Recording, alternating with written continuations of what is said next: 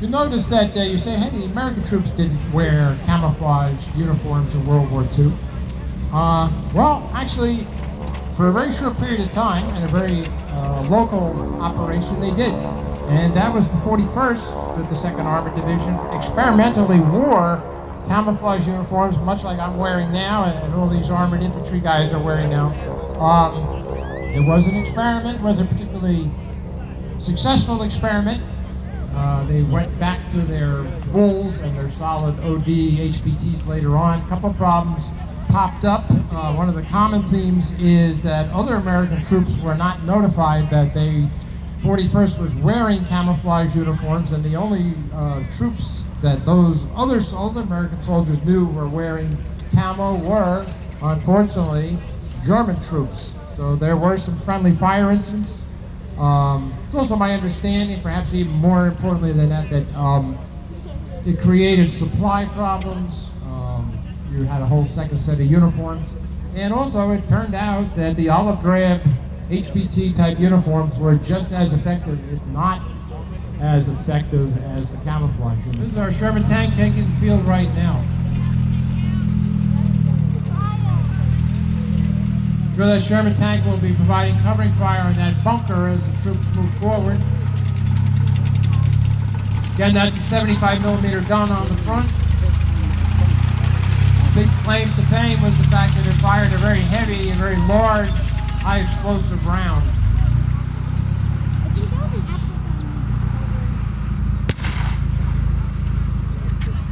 The pack gun off to the left just fired at the Sherman.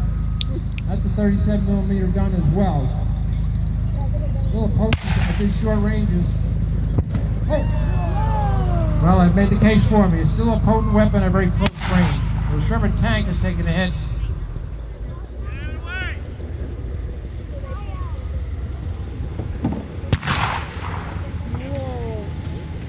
All right, the Hellcat, our M18, is moving up to cover the crew, which will be bailing out. The tank is burning right now, the Sherman tank. All right, we're starting to hear small arms fire now. The Sherman or the Hellcat moves in to suppress that fire. Here goes our M8 and our M20. The M4 crew taking the shelter behind the Sherman tank.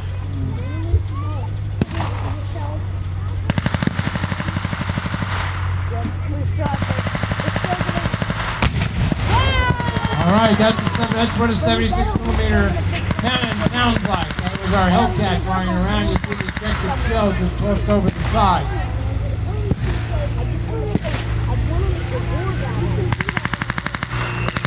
Alright, as we predicted, looks like developing here is already classic infantry maneuver, flanking maneuver, as old as warfare itself. Looks like those troops are moving left to the right, our right of that bunker.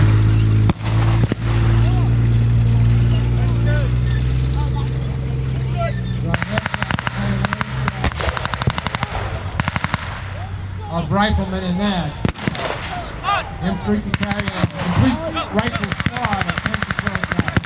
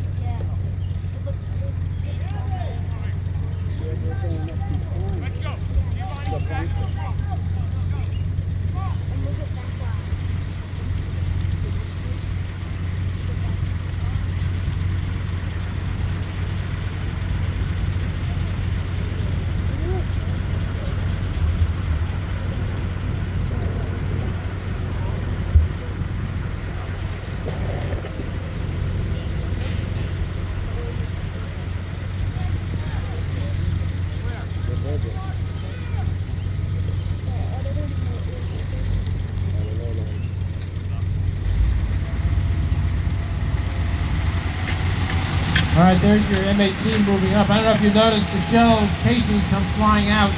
That M18, if you didn't know, does not have a roof on the turret. That is for observation, so to give the gunner the best possible view of the target area. Of course, the downside of that was that you were vulnerable to plunging fire of any type, mortar fire, hand grenades, somebody overhead. So that kept the weight down, but also gave the M18 a much better field of fire. That was really the theme of all three primary American gun carriages, the M10, the M36, and the M18. So our ground troops are moving in now. They have already the ceasefire issued. I'm sure they are taking prisoners.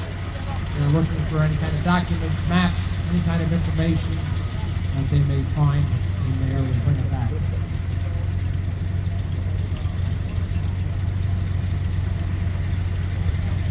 See our medics working very close to the rope line on this side. My understanding is a little bit later on we're going to have a demonstration from our LILO troops on a field medical situation. They're bringing in a Dodge ambulance, and the medical team will come out and tend to a wounded person, a wounded soldier.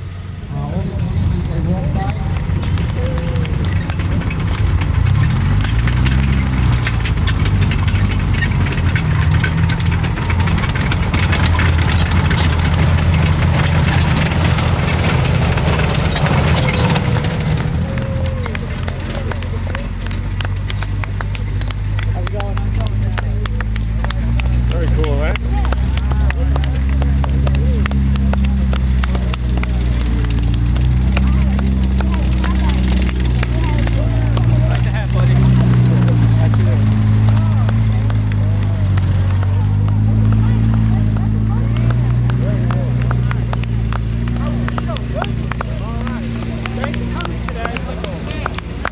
Thanks for coming. Good show, right? Yeah. All right.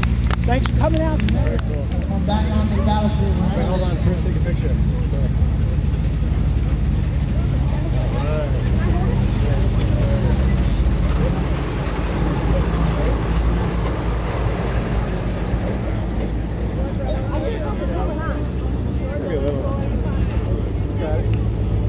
How cool is that?